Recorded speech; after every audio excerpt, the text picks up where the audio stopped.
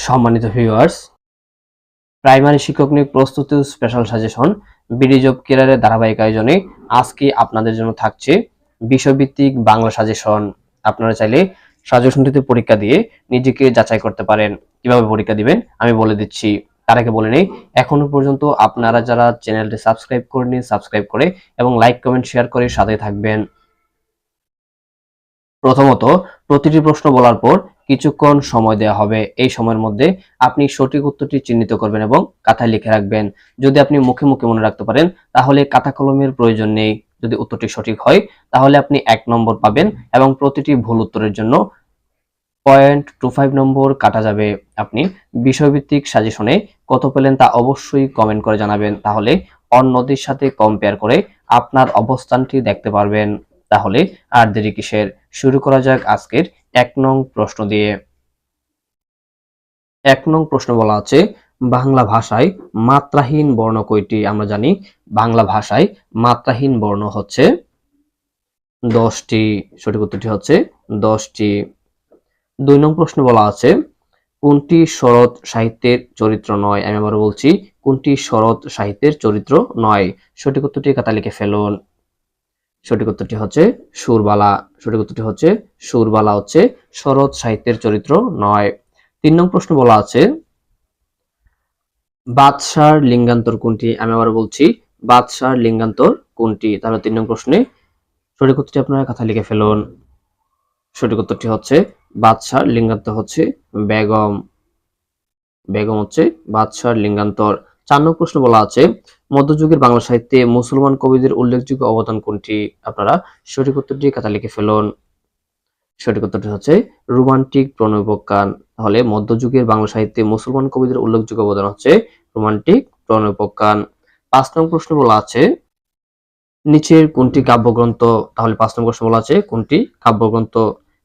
সঠিক উত্তরটি খাতা লিখে ফেলুন। কাব্যগ্রন্থ হচ্ছে বেলা বেলা কালবেলা। বেলা বেলা কালবেলা, এটা হচ্ছে একটি কাব্যগ্রন্থ।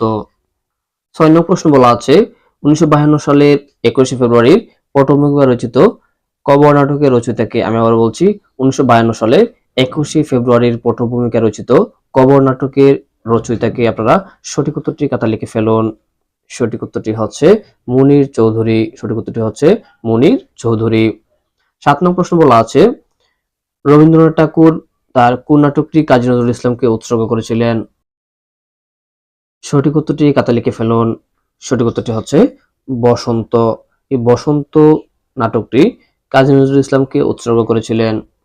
8 নং প্রশ্ন বলা আছে, নিচের কোন শব্দে বিদেশি উপসর্গ আছে? আমি আবার বলছি, নিচের কোন শব্দে বিদেশি উপসর্গ আছে? আপনারা সঠিক উত্তরটি খাতা লিখে ফেলুন। সঠিক উত্তরটি হচ্ছে নিমরাজি। এই নিমরাজি শব্দে বিদেশি উপসর্গ আছে। 9 নং প্রশ্ন বলা আছে, কোনটি নিরাময় শব্দের সন্ধি বিচ্ছেদ? আমি আবার বলছি, কোনটি নিরাময় শব্দের সন্ধি বিচ্ছেদ? সঠিক উত্তরটি খাতা লিখে ফেলুন। সঠিক উত্তরটি হচ্ছে নির্যুগ আময়। সঠিক উত্তরটি হচ্ছে নির্যুগ আময়, এটা হচ্ছে নিরাময় শব্দের সন্ধি বিচ্ছেদ। 10 নং প্রশ্ন বলা আছে, মৃতের মতো অবস্থা যার, এক কথায় কি হবে? এক কথা প্রকাশ করলে কি হবে? মৃতের মতো অবস্থা যার, সঠিক উত্তরটি হবে মুমূর্ষু। সঠিক উত্তরটি হবে মুমূর্ষু। 11 নং প্রশ্ন বলা আছে, ব্যাকরণ শব্দের ব্যুৎপত্তিগত অর্থ হলো কোনটি? আমি আবার বলছি, ব্যাকরণ শব্দের ব্যুৎপত্তিগত অর্থ হলো নিচের কোনটি? সঠিক উত্তরটি খাতা লিখে ফেলুন। সঠিক উত্তরটি হচ্ছে বিশেষভাবে বিশ্লেষণ। সঠিক উত্তরটি হচ্ছে বিশেষভাবে বিশ্লেষণ। 12 নং প্রশ্ন বলা আছে, জলে পুড়ে মরে চারখার তবু মাথা নোয়াবার নয়, কবিতাংশটি কার লেখা? আমি আবার বলছি, জলে পুড়ে মরে চারখার তবু মাথা নোয়াবার নয়, কবিতাংশটি কার লেখা? আপনারা সঠিক উত্তরটি খাতা লিখে ফেলুন। সঠিক উত্তরটি হচ্ছে সুকান্ত ভট্টাচার্য। সঠিক উত্তরটি হচ্ছে সুকান্ত ভট্টাচার্য। 13 নং প্রশ্ন বলা আছে, যে গাছে ফল ধরে কিন্তু ফুল ধরে না তাকে এক কথায় কি বলা হয়? আমি আবার বলছি, যে গাছে ফল ধরে কিন্তু ফুল ধরে না তাকে এক কথায় কি বলা হয়? আপনারা সঠিক উত্তরটি খাতা লিখে ফেলুন। সঠিক উত্তরটি হচ্ছে বনস্পতি। সঠিক উত্তরটি হচ্ছে বনস্পতি। 14 নং প্রশ্ন বলা আছে, যুগ সন্ধিক্ষণের কবি কাকে বলা হয়? আমি আবার বলছি, যুগ সন্ধিক্ষণের কবি কাকে বলা হয়? অর্থাৎ আপনারা সঠিক উত্তরটি খাতা লিখে ফেলুন। সঠিক উত্তরটি হচ্ছে ঈশ্বরচন্দ্র গুপ্তকে বলা হয় যুগ সন্ধিক্ষণের কবি। 15 নং প্রশ্ন বলা আছে, সর্বপ্রথম রামায়ণ অনুবাদকারী কবি হলেন কে? আমি আবার বলছি, সর্বপ্রথম রামায়ণ অনুবাদকারী কবি হলেন কে? আপনারা সঠিক উত্তরটি খাতায় লিখে ফেলুন। সঠিক উত্তরটি হচ্ছে চন্দ্রাবতী। সঠিক উত্তরটি হচ্ছে চন্দ্রাবতী। ১৬ নং প্রশ্ন বলা আছে, বাংলা ভাষা কোন মূল ভাষাবংশের অন্তর্গত? আমি আবার বলছি, বাংলা ভাষা কোন মূল ভাষাবংশের অন্তর্গত? আপনারা সঠিক উত্তরটি খাতায় লিখে ফেলুন।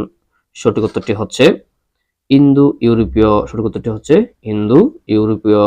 ১৭ নং প্রশ্ন বলা আছে, পদ্মরাগ কার লেখা গ্রন্থ? আমি আবার বলছি, পদ্মরাগ কার লেখা গ্রন্থ? সঠিক উত্তরটি খাতায় লিখে ফেলুন। সঠিক উত্তরটি হচ্ছে বেগম রোকেয়া সাখাওয়াত হোসেনের গ্রন্থ। বেগম রোকেয়া সাখাওয়াত হোসেনের গ্রন্থ। ৫৮ নং প্রশ্ন বলা আছে, কার সাহিত্যিক ছদ্মনাম বীরবল? এখানে বীরবল কোন লেখকের ছদ্মনাম? তাহলে সঠিক উত্তরটি খাতায় লিখে ফেলুন। সঠিক উত্তরটি হচ্ছে প্রমোদ চৌধুরী, ছদ্মনাম হচ্ছে বীরবল। ১৯ নং প্রশ্ন বলা আছে, প্রাতরা শব্দের সন্ধি বিচ্ছেদ কোনটি? আমি আবার বলছি, প্রাতরা শব্দের সন্ধি বিচ্ছেদ কোনটি? আপনারা সঠিক উত্তরটি খাতায় লিখে ফেলুন। সঠিক উত্তরটি হচ্ছে প্রাত বিসর্গ যুগ আস। প্রাত বিসর্গ যুগ আস। আজকের সর্বশেষ প্রশ্ন, ২০ নং প্রশ্ন বলা আছে, সৌম্য এর বিপরীত শব্দ কোনটি? আমি আবার বলছি, সৌম্য এর বিপরীত শব্দ কোনটি? আপনারা সঠিক উত্তরটি খাতায় লিখে ফেলুন। সৌম্য এর বিপরীত শব্দ হচ্ছে উগ্র। সঠিক উত্তরটি হচ্ছে উগ্র। সম্মানিত ভিউয়ার্স, এতক্ষণ বিডি জব ক্যারিয়ারের সাথে দেখার জন্য আপনাকে অসংখ্য ধন্যবাদ।